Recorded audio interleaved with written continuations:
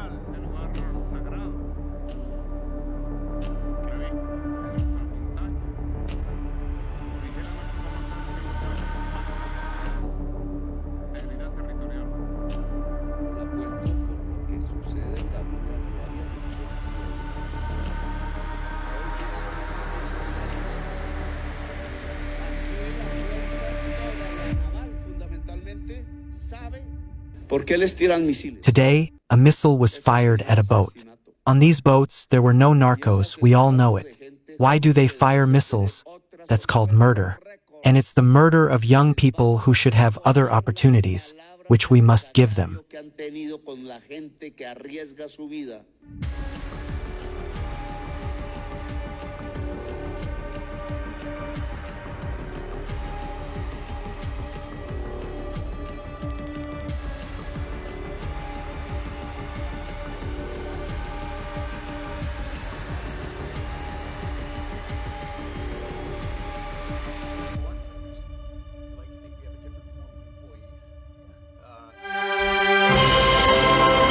North Korean state TV offers a rare glimpse inside the so-called Hermit Kingdom. 진행했습니다. This breaking news bulletin announces North Korea has conducted its final ground test of an engine for long-range nuclear missiles, capable of striking the United States and Canada.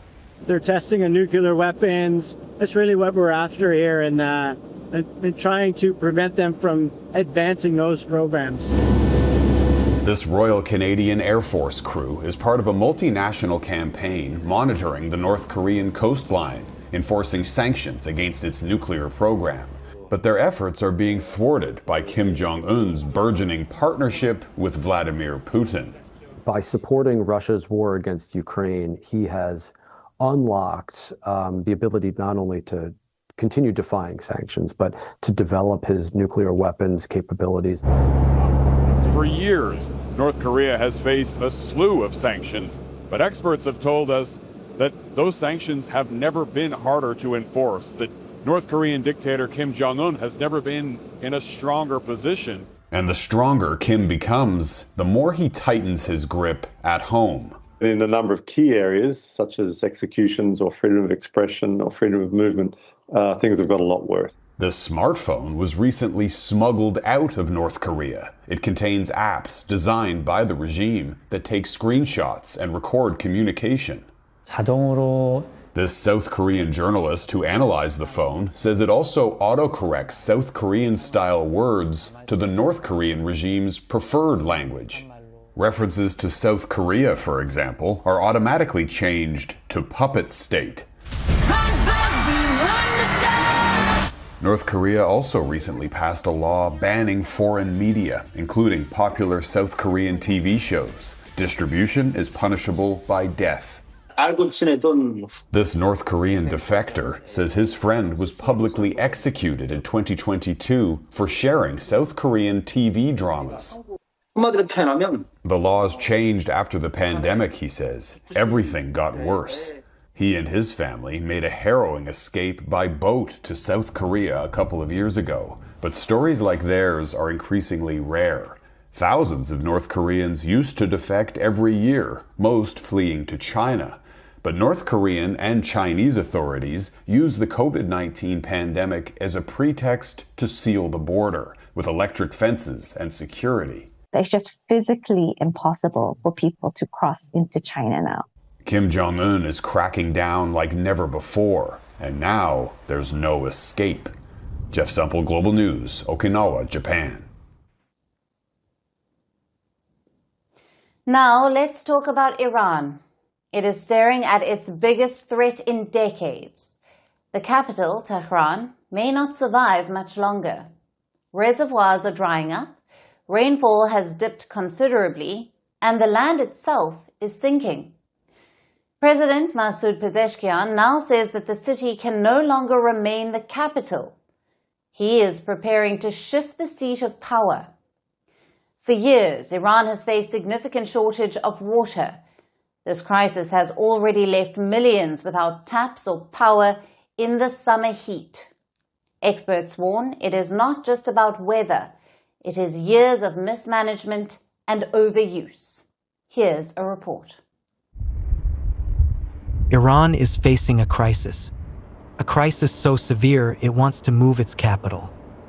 Tehran, home to 10 million people, may no longer be sustainable. The reason is simple. The city is running out of water. President Masoud Pezeshkian made the announcement this week. He said Tehran can no longer serve as the capital. the water crisis has made it impossible. Reservoirs are depleted, dams are nearly dry, and the cost of bringing water into the city is soaring, up to €4 per cubic meter. He warned, moving the capital is no longer a choice. It is a mandate. The plan is to shift the capital to the south, towards the Makran coast on the Persian Gulf, an area with access to open waters and the promise of new trade routes. Tehran today uses nearly a quarter of all Iran's water. But rainfall has collapsed. Last year, only 140 millimeters. The standard is 260, a drop of 50 to 60%. This year, just as bad. Dams that once supplied 70% of the capital's water are running dry. Underground resources are being overpumped. Some reservoirs are at historic lows. Wells have collapsed. Land is sinking by up to 30 centimeters a year. A clear sign that the water under Tehran is vanishing. The result has been visible. Taps in Tehran went dry for hours this summer. State media warned the city could face day zero within weeks. When water demand exceeds all supply, temperatures soared above 35 degrees Celsius. Power cuts followed. Millions of Iranians were left in the heat without water or electricity. Agriculture is a major culprit. It consumes 80% of Iran's water. Yet it remains highly inefficient, experts warn. Without reforms, shortages will only get worse. President Pezeshkian has tried to sound the alarm. He even offered a reward 100 billion tomans, around $1 million, to anyone who can solve the crisis.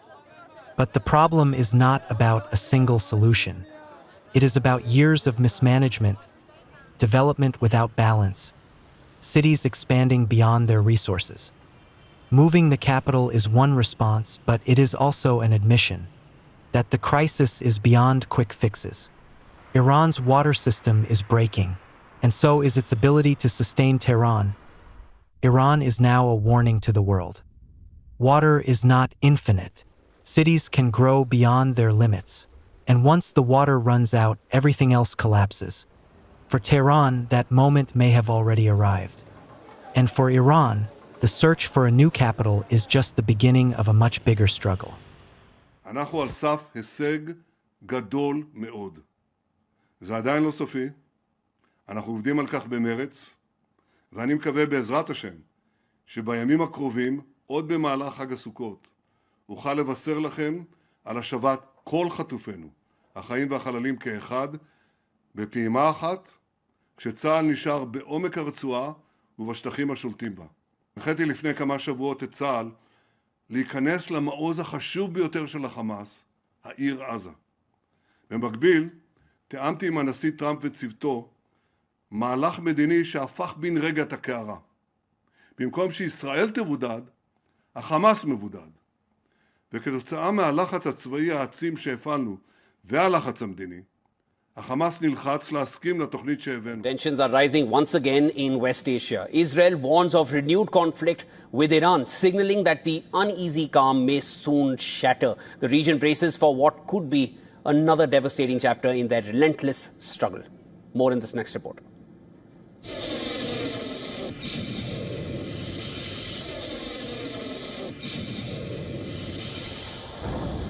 Israel says it will no longer tolerate shadows and threats from Iran. A senior IDF assessment warns that the campaign against Iran is not over. Every missile, every base, every proxy is in the crosshairs.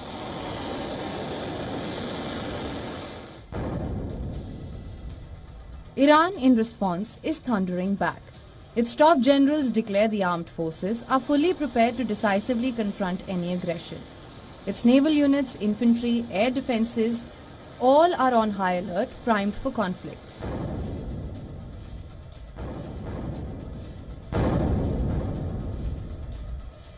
In June, Israel launched a surprise assault, striking deep into Iran's heartland, eliminated top commanders, and damaged critical nuclear and defense installations.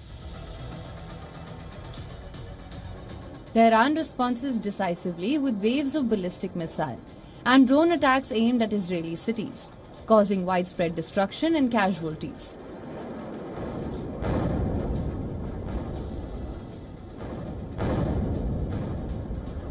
The US also joined its ally Israel and dropped bunker buster bombs targeting Iranian nuclear facilities.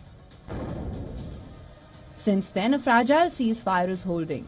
Both Tel Aviv and Tehran view the conflict through existential lenses.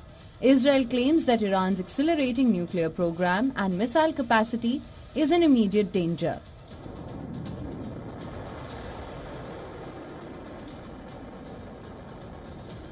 While Iran perceives itself under siege from relentless covert and overt attacks.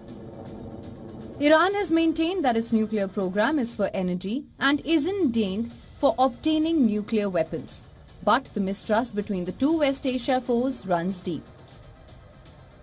The IRGC warns that the range of Iran's missiles will be increased to any point deemed necessary. Demands by the US and some European countries to impose restrictions on Iran's missile capabilities have been one of the issues blocking the path to a nuclear deal.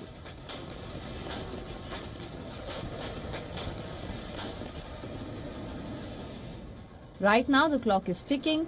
One misfire, one strike is all that can push West Asia into another violent crisis. Bureau Report WION, World is One. All right, welcome back. I'm Austin Westfall. Let's get to some tech news. We're learning from Fox Business that Apple is dropping IceBlock. It's a widely used tracking tool that's on its App Store.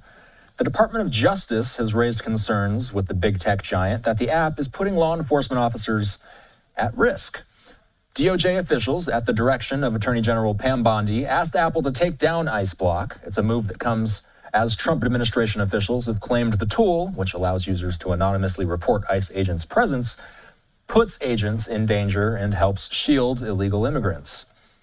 We are hearing from Attorney General Bondi. She said that she's reached out to Apple today, demanding that they remove the app from their App Store. Bondi also saying that IceBlock is designed to put ICE agents at risk for doing their jobs, and violence against law enforcement is an intolerable red line, she says, that cannot be crossed. We're also hearing that, and you know what? I have yet to see any official response from Apple. I should make that abundantly clear. That as of the time that we're giving this report, I have not seen any direct statements from Apple. Again, Fox Business says that controversy surrounding ICE tracking apps intensified after last month's deadly shooting at an ICE field office in Dallas. It's the latest in a series of attacks that appeared to be targeting immigration enforcement officers. We do hear that Pam Bondi said that the Department of Justice will continue making every effort to protect federal law enforcement officers who risk their lives every day to keep Americans safe. Again, for those unfamiliar, this app is called IceBlock, and Apple has now dropped it from their App Store after the Department of Justice raised concerns with Apple that the app was putting law enforcement officers at risk. If we do get any official response from Apple, we'll be sure to bring that to you as soon as we hear anything. New reports about a chilling and downright shocking escalation of ICE tactics against the residents of Chicago.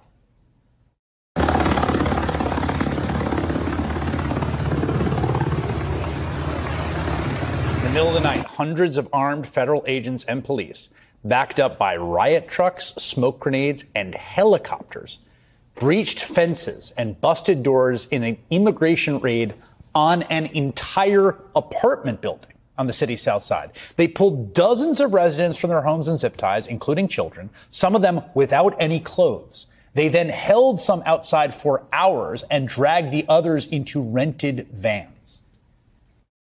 It was scary because I've never had a gun put in my face. Neighbors like Ebony Watson says they ducked for cover as they heard several flashbangs go off. They was terrified. The kids was crying. People was screaming. They looked very distraught. I was out there crying when I seen the little girl come around the corner. Because they was bringing the kids out too. Had them zip tied to each other. One of them literally laughed. He was standing right here. He said, them kids. They zip tied the kids together. ICE put out a statement saying they were pursuing Trinidad gang members, but U.S. citizens living in the building say they were detained too. The cops told them that if they had any unrelated warrants, they wouldn't be going back home. 37 people were ultimately arrested after agents separated children from their parents on the street. And if you're looking at this and asking yourself, how is this legal? That is the right question to ask. And it has kind of an answer. And to understand it, you have to go back to Los Angeles this summer, where federal immigration agents started pushing the envelope on orders from the White House. They raided Home Depot parking lots and Walmart lots, and they grabbed people they saw. Near one Home Depot, masked agents with batons grabbed Narcisco Barranco, who has lived in the U.S. for more than 30 years and has 3 sons serving in the Marine Corps.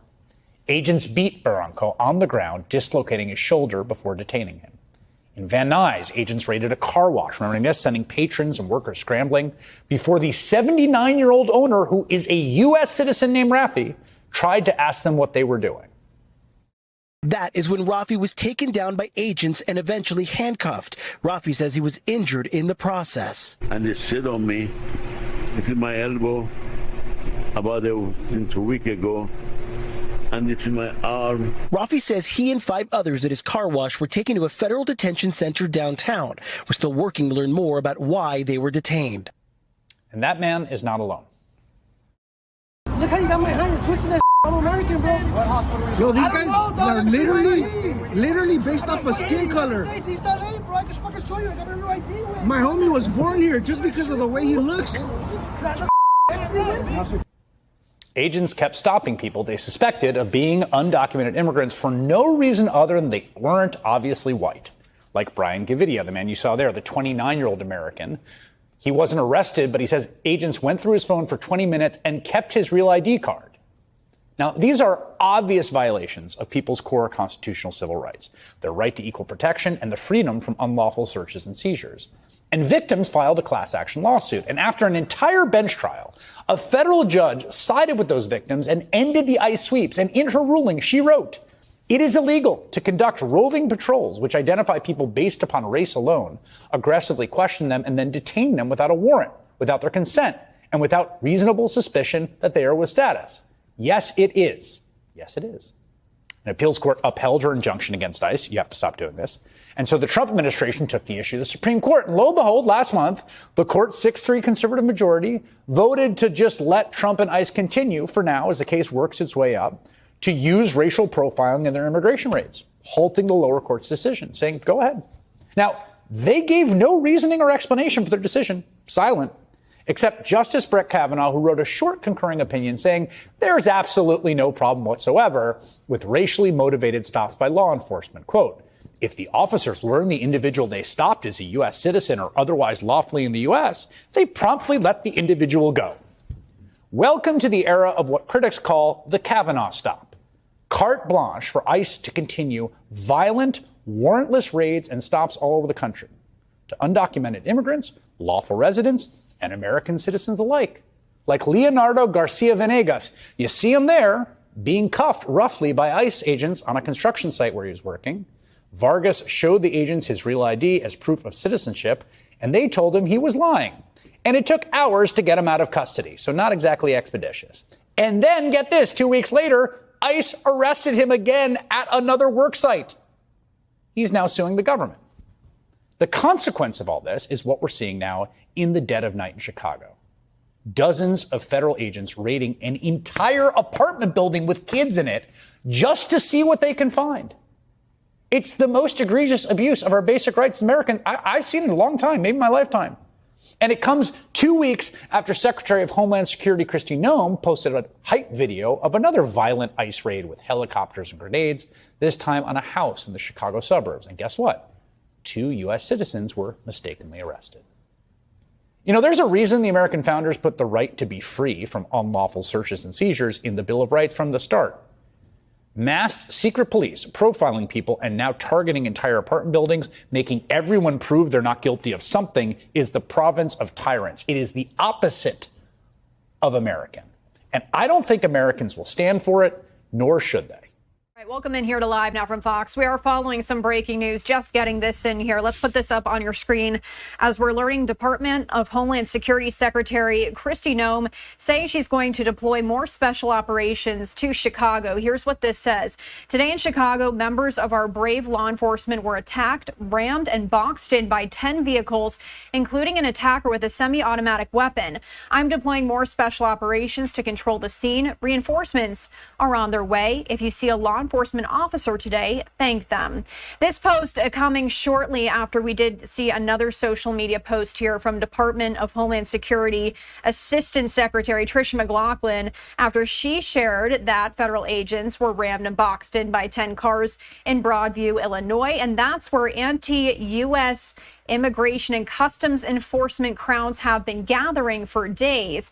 DHS said agents were unable to move their vehicles and they had to exit. One of the drivers accused of ramming into the law enforcement vehicle was armed with a semi-automatic weapon, as we just shared with you here. McLaughlin said officers, quote, were forced to deploy their weapons and fire defensive shots at an armed U.S. citizen. McLaughlin also noted that the armed woman, who was a U.S. citizen, was named in a Customs and Border Protection Intelligence Bulletin. The woman allegedly doxed agents. No law enforcement officers were seriously injured during this incident, adding that the situation is evolving as you are taking a live look now at Chicago. The agents were reportedly performing a routine patrol in Broadview, which is a suburb of Chicago, when the alleged assault occurred. Now, I also wanted to share here some video that we do have from yesterday as Fox News witnessed more than a dozen protesters being arrested in the streets near the ICE processing center in Broadview. Local authorities charged at least 5 people. DHS Secretary Kristi Noem saying yesterday that she and her team also were blocked from accessing the Village of Broadview Municipal Building, located about 12 miles west of downtown Chicago. Noem said that she and her team were stopping for a quick bathroom break. And in the same post on social media, Noem slammed Illinois Governor J.B. Pritzker as well. So this is a video from yesterday there. I just wanted to clarify that, but we are learning here. If we could go back to this first post here from Kristi Noem. I'm asking my producer to pull that back up for us. This is just coming in here. We are learning now that Noem is saying she will be deploying more special operations to Chicago in light of all of this. So we will continue to follow this breaking news here. This just coming in moments ago. The United States may be set for the largest mass resignation in history. More than 100,000 federal workers will resign on Tuesday. It comes under a Trump administration program which is aimed at cutting government jobs. This as Congress faces a shutdown deadline. The resignations are part of a plan called Deferred Resignation Program.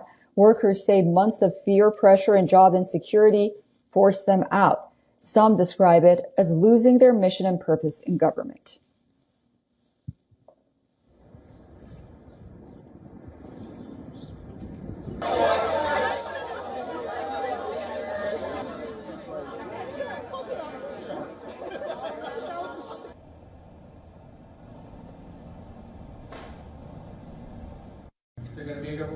Yes, it is Congress which controls the money that runs federal government. If Congress passes the funding law, then only government offices will stay open.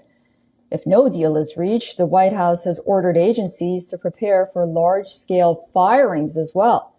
In total, nearly 275,000 workers may leave through resignations, early retirements, or firings. That's the biggest decline in the federal workforce since World War II. The Trump administration argues the move will save $28 billion a year. He says it will make government more efficient, but unions call it an attack on civil servants, warning it will hurt millions of Americans who rely on public services. For many, it marks the end of careers they thought would last a lifetime.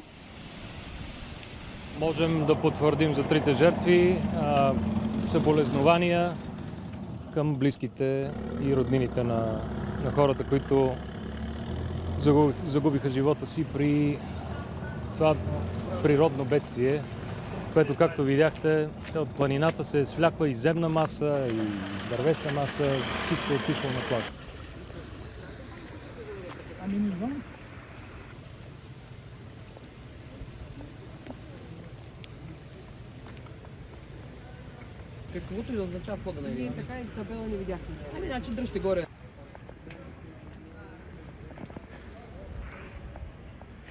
Typhoon Bualoi has really hit Vietnam hard. Winds have ripped roofs off houses and uprooted trees in several parts of the country. Floodwaters have rushed through the streets, cutting off entire villages.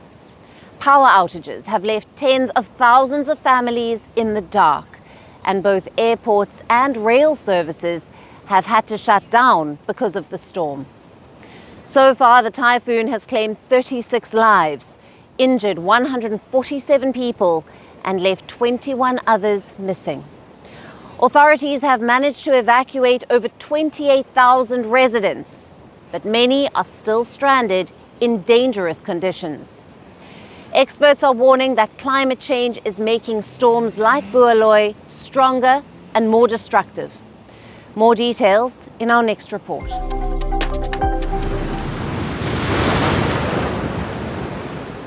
Vietnam is reeling after Typhoon Bualoi tore through its northern central coast, leaving 51 dead, 14 missing, and 164 injured. Homes were flattened, roads submerged, and power lines snapped. The typhoon, packing winds of up to 80 miles per hour, weakened into a depression as it moved towards Laos, but not before leaving a trail of destruction. Scenes from the ground were harrowing. In Hanoi, streets turned into rivers. Motorbikes and cars floated in floodwaters, while residents struggled to reach their workplaces. In central provinces, rooftops were ripped off, leaving homes half submerged. I've never seen such a destructive storm. Roofs have been completely blown away, and the floodwater has been rising constantly since 3 a.m. If the rain doesn't stop, the floodwater could reach halfway up the first floor. All our home appliances are totally ruined.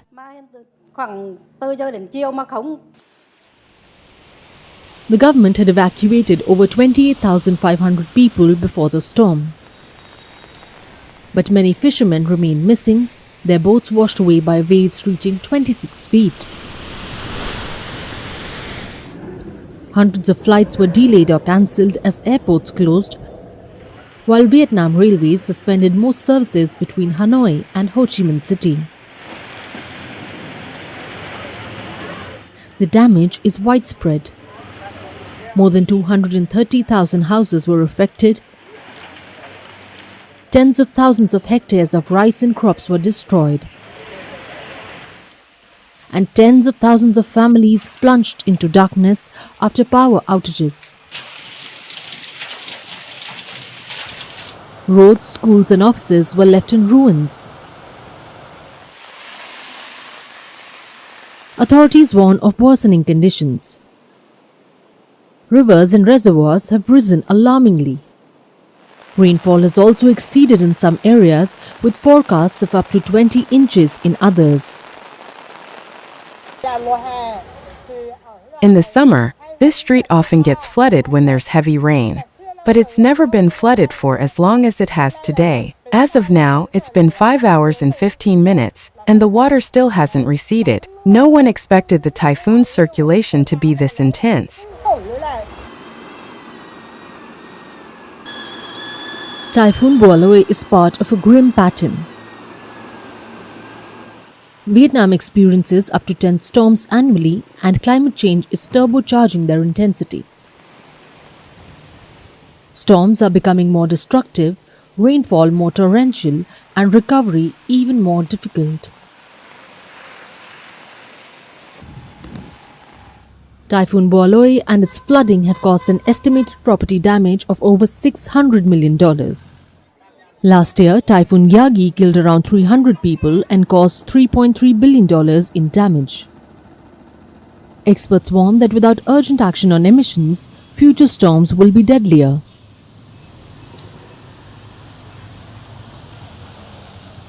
Because of global warming, you will have more moisture in the atmosphere, and water temperature is also high, and therefore you will expect to have Once the storm develops, it has more energy.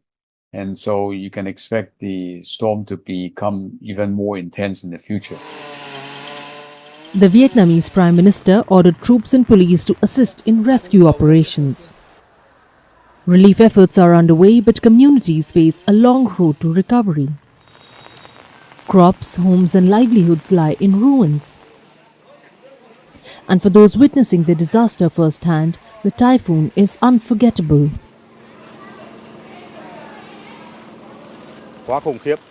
It was terrifying. In my 38 years, I haven't seen a storm with such a powerful gust of wind. I could not sleep because the sheet metal roof was shaking violently while my door was blown open. It was beyond anything I could have imagined. As floodwaters slowly recede, one thing is clear. Typhoon Boaloi is not just a storm, it's a warning. A warning that the climate crisis is here, intensifying and demanding urgent action. And as Vietnam cleans up and rebuilds, the world is left watching the waters rise and wondering which shores will feel the next blow.